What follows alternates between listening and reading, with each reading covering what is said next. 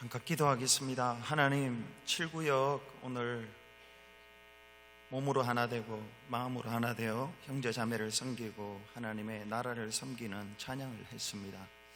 형제가 연합하여 동감하여 지그리 아름다움과 하신 하나님, 우리 7구역이 그렇게 형제 연합하여 하나 되어서 몸도 하나 되고 마음도 하나 되어 어디를 가든지 무엇을 하든지 날이 좋든지 비가 오든지 바람이 불든지 주 예수 그리스도 안에서 몸이 하나 마음이 하나 되어 하나님의 큰 복을 받는 저들이 되게 하여 주옵소서. 예수님 이름으로 기도드립니다. 아멘. 갈라디아서 이제 거의 다 끝이 갑니다. 한 2번 정도만 더 설교하면은 끝날 것 같은데요. 여기까지 한번 복습을 하는 게 좋을 것 같아요. 1장부터 2장은 사도 바울이 자기가 사도된 게 하나님의 뜻에 의해서 된 것이고, 또 자기가 사도로서 복음을 전하는 것이 자기의 뜻이 아니라 하나님이 주신 것, 하나님의 뜻대로 복음을 전했다고 변호하는 이야기입니다. 이거 왜 이렇게 하느냐 하면 우리가 생각할 수 있겠죠. 왜 내가 사도고 왜 사도로서 복음을 전하는가, 이걸 왜 이야기하느냐 하면 바울이 사도가 아니라고 하는 사람들이 생겨났기 때문에 그렇습니다. 그리고 바울이 전하는 복음이 가짜다라고 하는 사람들이 갈라디아 교회에 생겼습니다. 교회가 처음에 잘 됐는데 좀 잘 되다 보니까 율법주의자들이라는 이단들이 들어와 가지고 선동하고 바울에 대해서, 바울이 전하는 복음에 대해서 의심을 가게 만들었기 때문에 바울은 지금 그 이야기를 하고 있는 것입니다. 그리고 3장 4장은 바울이 전하는 복음이 율법주의자들이 주장하는 율법주의와 비교해서 자신이 전하는 예수 그리스도의 피 묻은 복음이 훨씬 탁월하다는 것, 비교할 수 없이 중요하다는 것, 구원받기 위해서는 이 길밖에 없다는 것을 조목조목 설명하고 비교해서 설명하는 이야기가 3장 4장입니다. 그래서 예수 그리스도 믿고 구원받으라, 그 믿음 구원을 확실하게 해라, 그 이야기가 3장 4장이고요 5장으로 6장으로 넘어가면 이제 자유 이야기가 나옵니다. 이렇게 예수 그리스도를 믿고 우리가 자유를 얻습니다. 자유, 예수 그리스도를 믿고 자유를 얻는데, 여러분 예수 믿고 자유합니까? 걱정이 많습니까? 예수 믿고 자유가 많습니까? 아니면 구속되는 게 많습니까? 예수 믿고 오늘 은혜 받고 자유하면 좋겠습니다. 그렇게 해야 됩니다. 죽음으로부터도 자유하고 하나님의 심판으로부터도 자유하고, 갈라디아서의 주제인 율법주의로부터도 자유하고, 율법주의는 쉽게 이야기하면 율법을 행해야지 구원을 받는다는 거 아닙니까? 우리는 뭐 행할 수도 없다는 이야기를 하고요. 그리고 못 행하면 하나님의 진노의 심판이 임한다는 것을 사도 바울이 이야기를 하는데, 그 율법으로부터도 자유해요. 하여튼 하나님이 우리의 삶을 영적으로 육적으로 뭐 과거로부터 미래로부터 뭐 또 현재로부터 다 자유해야 돼요. 걱정하지 말고 염려하지 말고 평안하게 살아가야 돼요.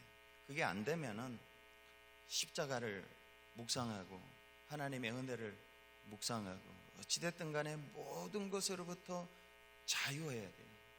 돈이 없어도 괜찮아, 뭐라고 해도 괜찮다고, 예수 안에서 괜찮다고, 이렇게 하는 게 자유 아닙니까? 그 자유가 있어야 돼요. 그리고 그 자유를 어떻게 사용해야 되느냐가 5장 전체의 주요 내용입니다. 율법으로부터 자유하고 얻은 이 자유를 우리 마음에 있는 욕심대로 살면 안 된다는 거예요. 육신의 일에 대해서 갈라디아서 5장 19절에서 21절까지 15가지를 이야기하고 있습니다. 그렇게 살면 안 되고 성령을 쫓아서 살아야 된다.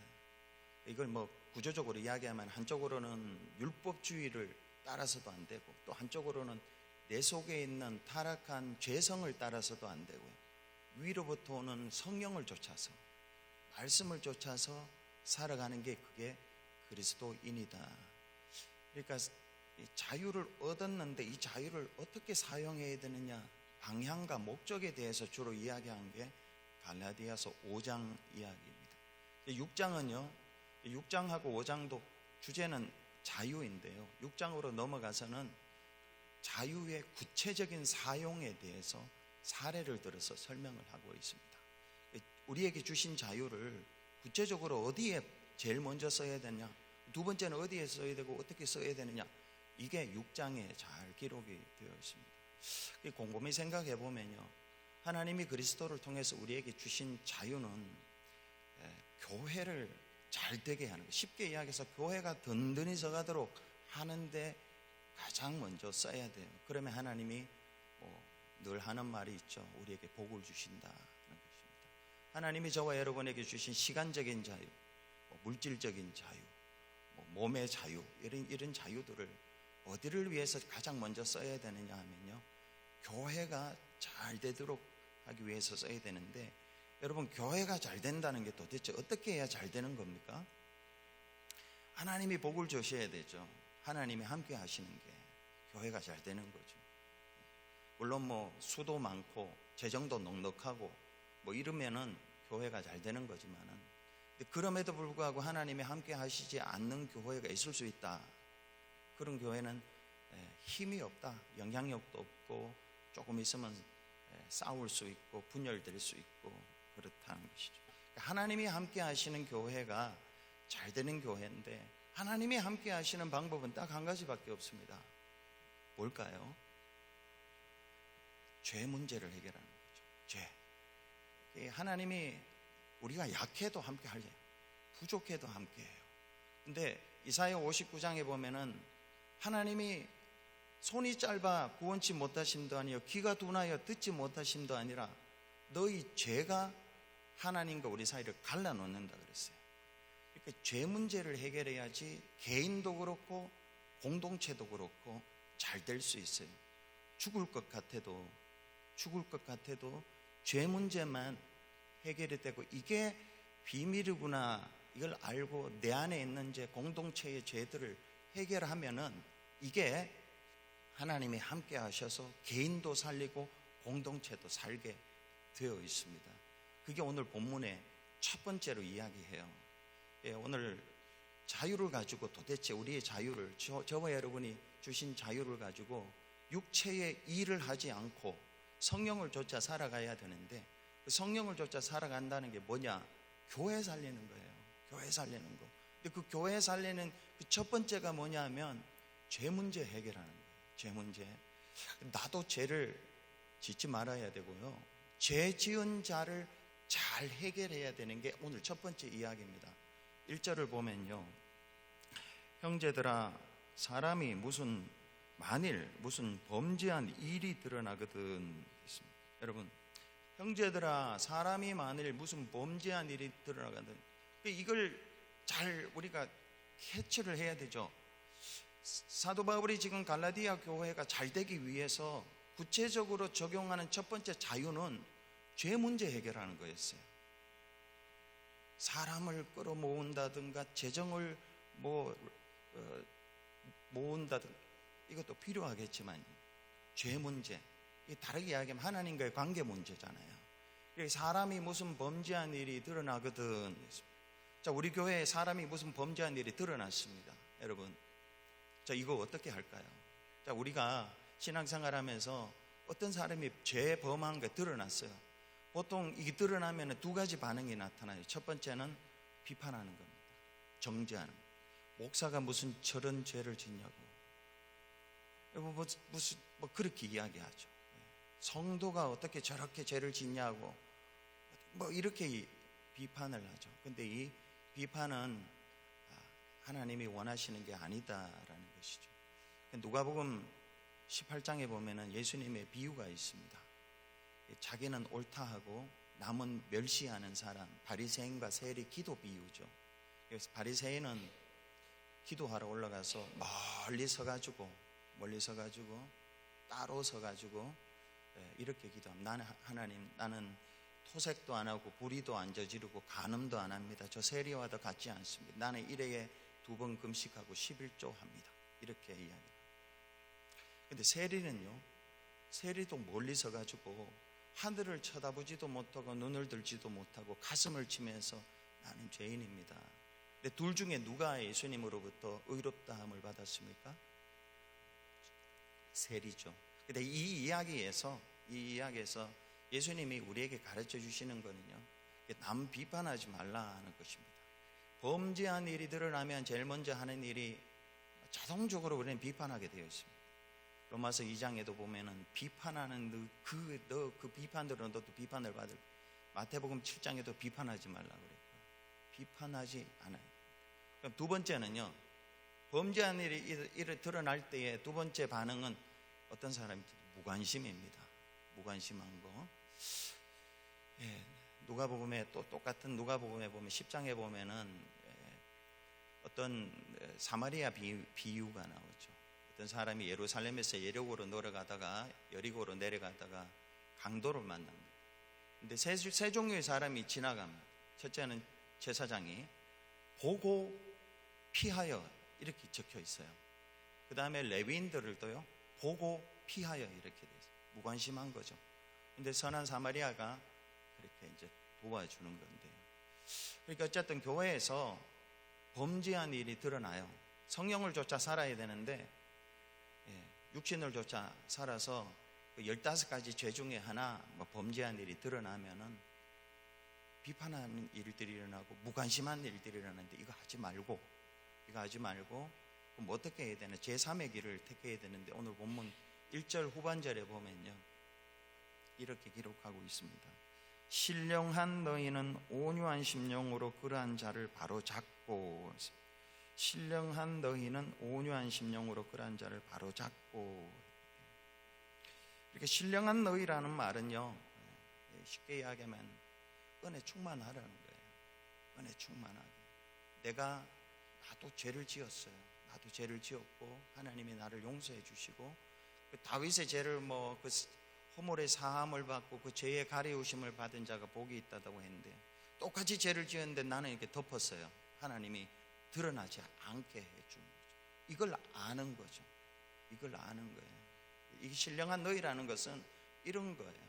하나님의 은혜를 충만히 받고 충만한 자, 내가 용서받고 사함을 받은 너희는 온유한 심령으로 그러한 자를 바로잡고 있습니다.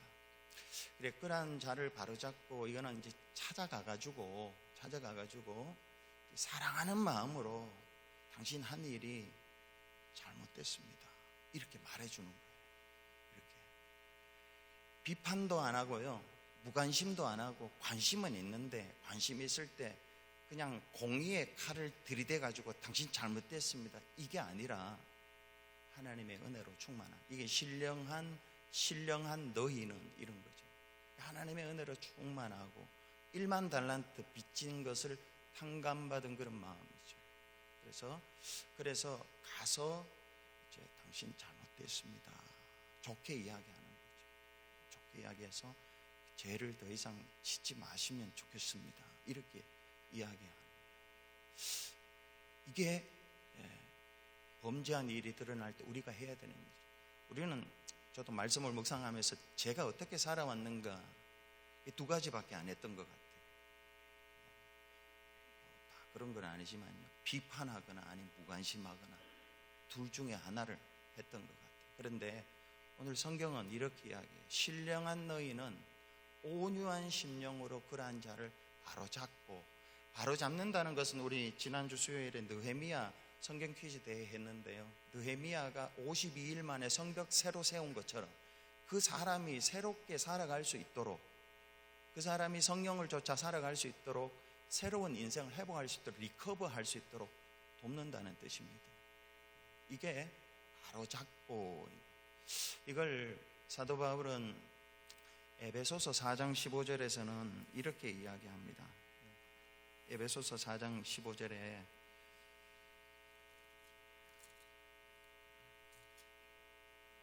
오직 사랑 안에서 참된 것을 하여 있습니다. 오직 사랑 안에서 참된 것. 사랑 안에서 참된 것을 말해주는 거예요. 자식이 잘못될 때 무조건 비판하지는 않지 않아요? 사랑하니까 따끔하게 이야기해 주는 거죠. 이런 거예요. 이런 거. 이게 온유한, 신령한 너희는 온유한 마음으로 바로 잡고, 그 사람이 그냥 막 비판을 당해가지고 막 그렇게 하는 것도 아니고 버림받는 것도 아니고요. 저 사람이 분명히 그리스도 안에서 하나님의 은혜 받고 바르게 살아갈 수 있는데 그 일을 누가 해야 되느냐? 교회가 해야 된다는 것이죠. 교회가. 대표적인 예가 요한복음 8장에 보면은 가늠한 여인, 현장범이잖아요. 현장범. 가늠하다가 잡힌 여인을 예수님이 어떻게 하셨어요? 많은 사람들, 어린아이로부터 사람들은 다 비판했습니다. 돌멩이 잡고 죽이려고 했어요. 그때 예수님이 뭐 땅에 글씨 쓰면서 2번 글씨 쓰고 이렇게 하면서 다 돌려보냈죠. 죄 없는 자가 먼저 치라고. 다 돌려보내. 그리고 예수님도 그 여인에게 한 말이요, 온유한 심령으로, 신령한 너희가 온유한 심령으로 그를 바로 잡는 거고요, 사랑 안에서 참된 것을 말하는 거와 똑같아요. 뭐라고 합니까? 나도 너를 정죄하지 아니하노니, 비판하지 아니하노니, 나도 너에게 무관심하지 아니하노니, 이거죠. 나도 너를 정죄하지 아니하노니 가서 다시는 죄를 범하지 말라, 이렇게 이야기를 하죠. 그렇지 않아요? 비판하지 않고. 교회가 잘 돼야 돼요. 교회가 잘 돼야 되는데 분명히 교회 보면은 범죄한 일이 드러나게 되어 있어요. 근데 그 사람을 비판하지 않고 무관심하지 않고 신령한 너희, 은혜 받은 저와 여러분이 그 사람이 다시 설 수 있도록 가서 사랑 안에서 참된 것을 말해주는 것이죠. 자, 그런데 여러분, 이런 질문이 생기죠. 말했는데 안 들어요. 이거 어떻게 해야 되죠? 예수님이 가르쳐 주신 말씀이 있습니다. 혹시 성경 가져오셨으면 마태복음 15장을 한번 펴보세요. 마태복음 15장.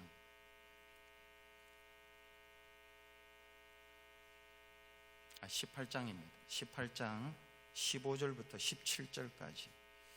마태복음 18장 15절에서 17절까지 우리 같이 한번, 성경 없으신 분은요, 제가 또박또박 읽을 테니까 한번 마음에 새기고 이걸 꼭 기억하시면 좋겠습니다. 마태복음 18장 15, 16, 17절 시작. 네 형제가 죄를 범하거든 가서 너와 그 사람과만 상대하여 권고하라. 만일 들으면 네가 네 형제를 얻은 것이요, 만일 듣지 않거든 한두 사람을 데리고 가서 두세 증인의 입으로 말마다 확증하게 하라. 만일 그들의 말도 듣지 않거든 교회에 말하고 교회의 말도 듣지 않거든 이방인과 세리와 같이 여기라. 그러니까 오늘 본문 갈라디아서 6장 1절하고 이거하고 연결이 되어야 됩니다. 그러니까 갈라디아서 6장 1절에서는 이제 신령한 너희, 은혜 받은 우리가 무관심하지 않고 비판하지 않고 온유한 심령으로 가서 이야기하고, 당신 이렇게 살면 안 됩니다. 하나님의 뜻대로 살아야지요. 이렇게 바로 잡아주는 거죠. 가늠한 여인을 그렇게 해준 것처럼. 그래도 듣지 않을 때에는 오늘 본문에 보면 예수님이요, 범죄한 자에게 내가 가서 1대1로 이야기를 해요. 안 들으면 세컨드 스텝으로 두세 명의 증인을 데리고 와서 이야기를 해요. 당신 그렇게 하지 말라고, 이게 잘못된 거라고 이야기하고, 그것도 듣지 않을 때는 공개적으로 교회에서 이야기를 하라고 그래요. 오늘 본문에 보면은 3단계를 거쳐서, 만약에 교회까지 이야기를 듣지 않고 회개하지 않고 이렇게 자기를 성찰하지 않고 이게 바꾸지 않으면은 이방인과 세리처럼 여기라, 이렇게 이야기를 해요. 이게 무슨 말이냐 하면 교제하지 말라는 거예요. 더 이상 교제하지 마라, 이렇게 이야기해요. 이게 또 한계가 있는 것 같아요. 한계가, 죄를 회개하지 않는 사람, 회개하는 사람은 끊임없이 받아줘야 되지만은 회개하지 않고 계속 자기가 옳다고 이야기하고 그런 사람은 교제하지 마라, 이방인과 세리처럼 여기라. 이게 교회를 건강하게 세우는 길입니다. 오늘 교회를 건강하게 세우는 길, 우리의 자유를 첫 번째는 이렇게 써야 된다라는 것이고요. 두 번째는 오늘 본문으로 돌아가서 우리에게 주신 자유를 서로 짐을 지는 것입니다. 그래서 그리스도의 법을 성취하는 것입니다. 2절에 서로 짐지라. 그리스도의 법을 성취하라. 여러분, 그리스도의 법이 여러 가지가 있지만은요, 갈라디아서 6장 2절에 의하면 그리스도의 법이라는 게 성취를 해야 되는데 그것은 서로 짐을 지는 것입니다. 그리스도의 법을 성취하라. 그게 뭐냐? 서로 짐지는 건데, 혼자 능력이 있다고 해서 혼자 다 하는 거, 그거는 세상의 법은 성취할 수 있는 것 같지만은 그리스도의 법은 아니다. 그리스도의 법은요, 혼자 하는 게 아니에요. 혼자 하는 게 아니라 서로 짐을 져서 하는 게, 이게 그리스도의 법이에요. 다시 이야기하면요, 교회에서 교회를 건강하게 세워가기 위해서 그리스도의 법이 성취되어야 되는데, 이거는 자기 혼자 뭘 일을 막 잘한다고 혼자 하면 안 되고 서로 짐을 져야 된다. 서로 짐을 져.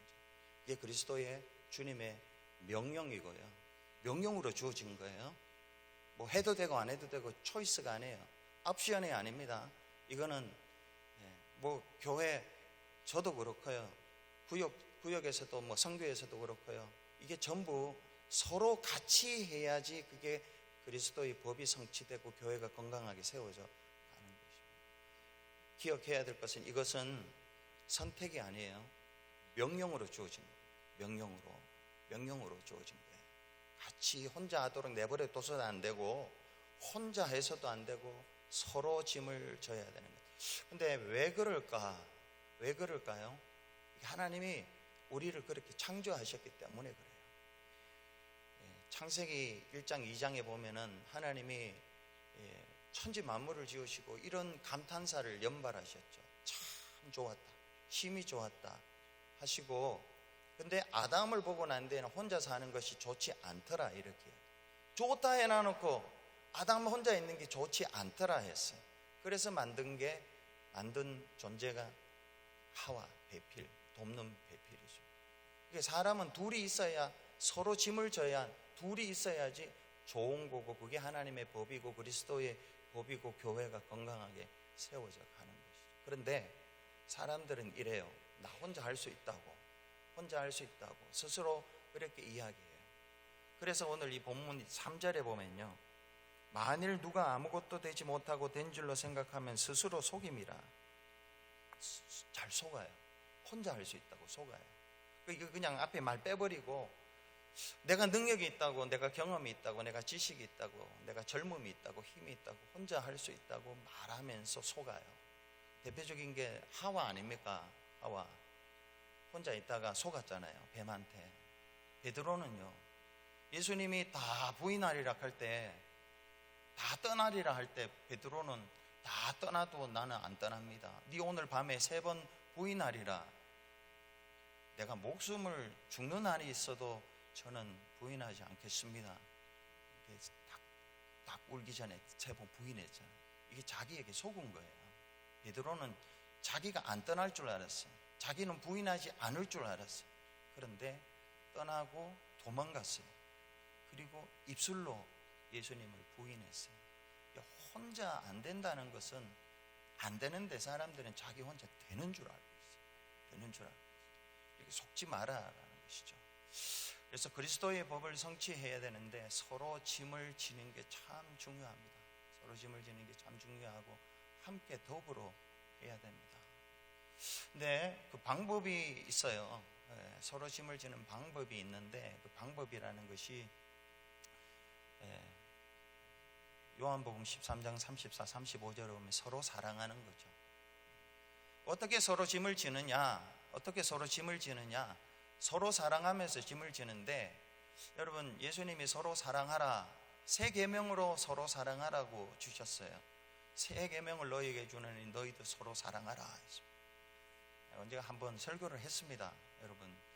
여러분 뭐 서로 사랑하라는 이야기는 레위기에도 나오고요, 구약 성경에도 나오는데, 그럼 이게 오래된 계명이지 3계명이 아니잖아요. 예수님이 처음 한 계명이 아니잖아요.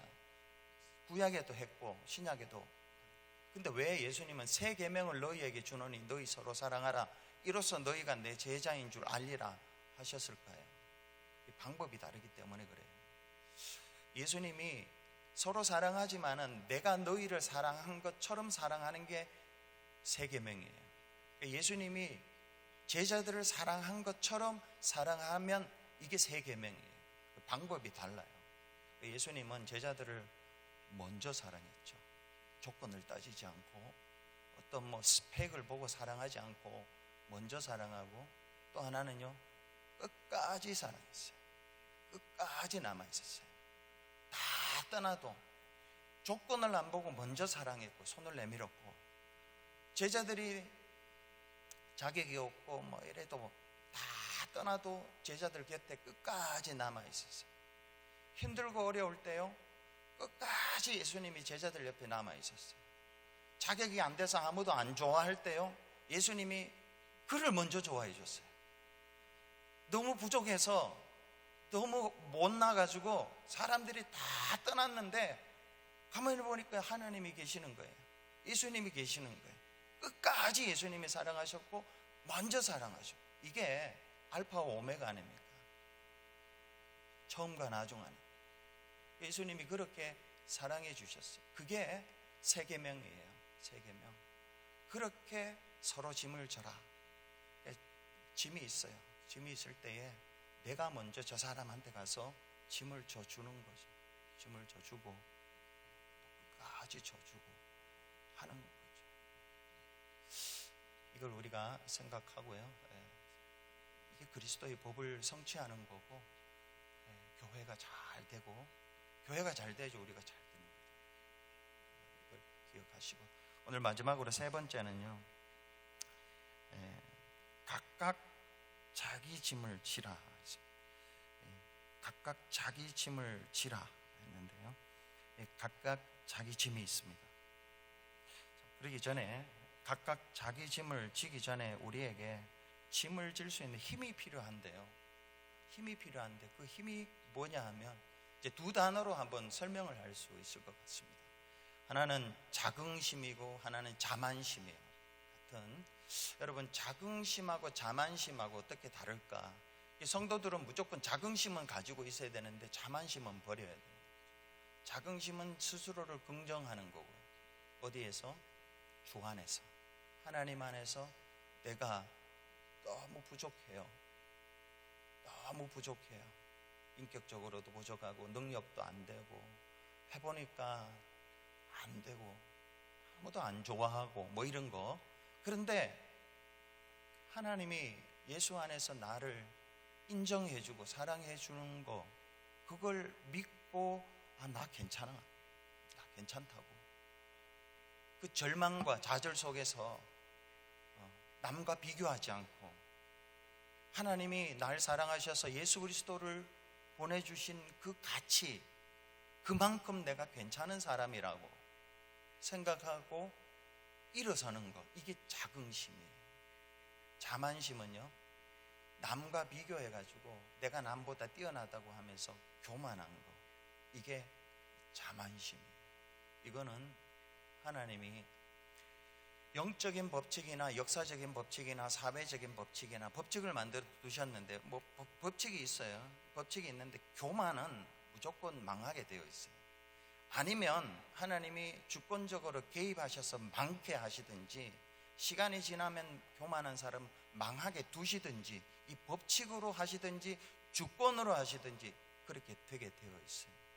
교만이라는 게, 자만이라는 게 이런 거예요.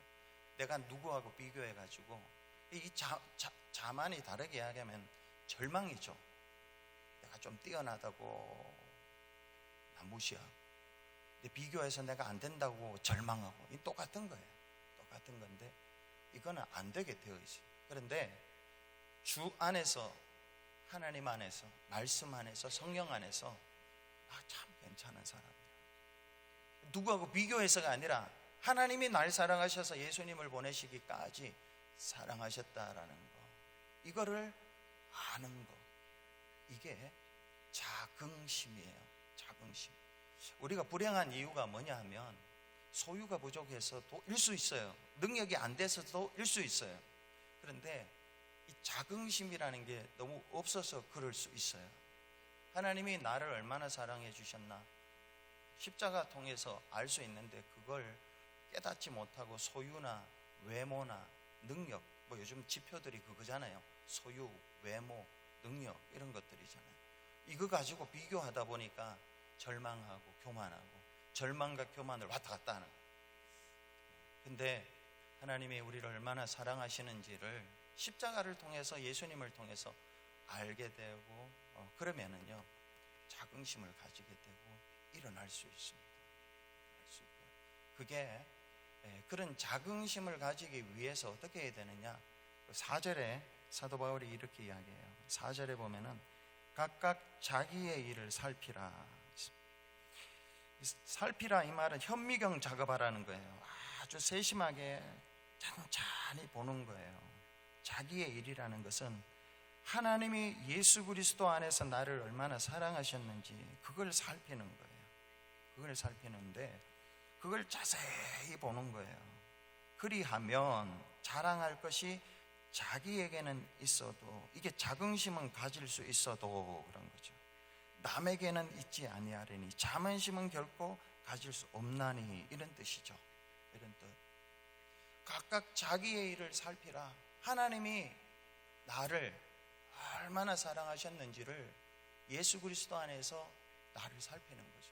그분이 십자가에 죽으심, 그분이 가시 면류관을 쓰시고 창에 찔리고 못자국에 침뱉음을 당하고 버림을 받고 거절을 당하고, 사람들이 심리적으로 가장 큰 어려움이 거절감이에요. 거절감. 예수님이 가장 많이 거절을 당하셨어요. 사랑하는 제자들한테도 거절을, 하나님께도 거절을 당하셨다니까요. 근데 그 거절을 왜 당하셨냐? 나 때문에. 내가 받아야 할 거절감을 하나님이, 예수님이 이걸 알고 믿어진다면, 살피어서 믿어진다면 자랑할 것이 내게는 있지만은 남에게는 있을 수가 없다. 자만심은 결코 가질 수 없다라는 것이죠. 이 자긍심으로 마지막으로 5절에 보면요, 각각 자기의 짐을 질 것이라 했습니다. 오늘 짐이라는 단어가 2절에도 나옵니다. 너희가 짐을 서로 지라 했고요, 5절에는 각각 자기 짐을 지라. 2절과 5절에 짐은 한글로는 똑같은데 헬라어로는 다릅니다. 2절의 짐은 바로스라는 공동의 짐을 말해요. 교회의 공동의 목표 같은 거예요. 하나님 나라 목표. 근데 5절에 이 각각 자기의 짐이라는 것은요, 호리온이라는 것인데, 이것은 공동의 짐 속에서 나누어진 거, 내가 해야 될 일. 고린도전서 3장에 나오는 나는 심었고 또 뭡니까? 개바는 물 주고, 그렇죠? 제가 틀리면 여러분이 좀 대답을 해 주셔야지. 이건 뭐 서로 짐을 지라고 그랬는데 갑자기 생각이 안 나네. 나는 심었고 아볼로는 물 주고, 그렇죠? 누가 자라게 하신다? 하나님 자라게 하시죠. 그렇죠? 그러니까 하나님 나라 교회를 위해서 바울은 심어요.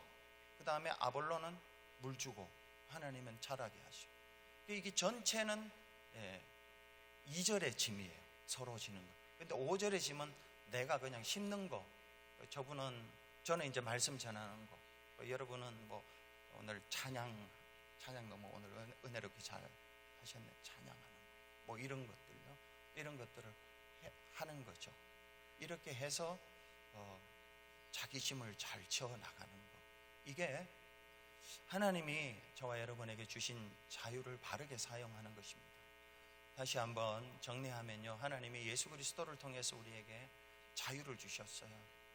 오늘 그 주신 자유 아무 것에도 매이지 않기를 바랍니다. 죄책감, 미래에 대한 경제적인 문제, 어떤 것은 무조건 작은 걱정이라도 자유해요. 그리고 그 자유를 가지고 오늘 본문에 보면은 죄 문제 해결하는데 쓰라. 남이 죄를 지을 때에 어떻게 하고, 오늘 제가 잊어버렸는데요, 1절에 보면은 남죄 문제를 잘 해결해 주고 난 뒤에 오늘 1절 그 끝에 보면은요, 너 자신을 살펴보아 너도 시험을 받을까 두려워하라. 여기까지 나가야 돼.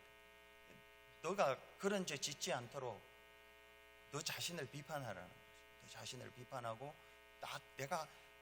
나도 똑같은 연약한 사람인데 똑같이 죄 지을 수 있다는 것을 생각하고 혹시나 내가 그런 사람 죄를 지을까 두려워하는 마음이 있어야 된다라는 것이죠. 그리고 두 번째는 하여튼 죄 문제를 해결해야 돼요. 죄 문제가 해결이 돼야지 공동체의 복이 하나님이 주시고 개인도 그렇고요, 가정도 그렇고 뭐 어디든지 그리스도인의 사고는 죄예요. 죄 문제만 해결되면 병들어도 살 수 있어요. 가난해도 괜찮아요. 아무것도 없어도 괜찮아요. 죄 문제만 해결되면. 그 다음에 서로 서로 짐을 져서 그리스도의 법을 공동체 같이 가는 거예요. 같이. 내가 능력이 있다고 혼자 하는 게 아니라 같이 가는 거예요. 같이 가고, 세 번째는 예수 그리스도 안에서 내가 얼마나 존귀하고 보배로운 존재인지를 알고, 그리고 내게 주어진 짐을 책임감 있게 잘 져나가는 거. 이게 하나님이 우리에게 주신 자유의 목적이에요.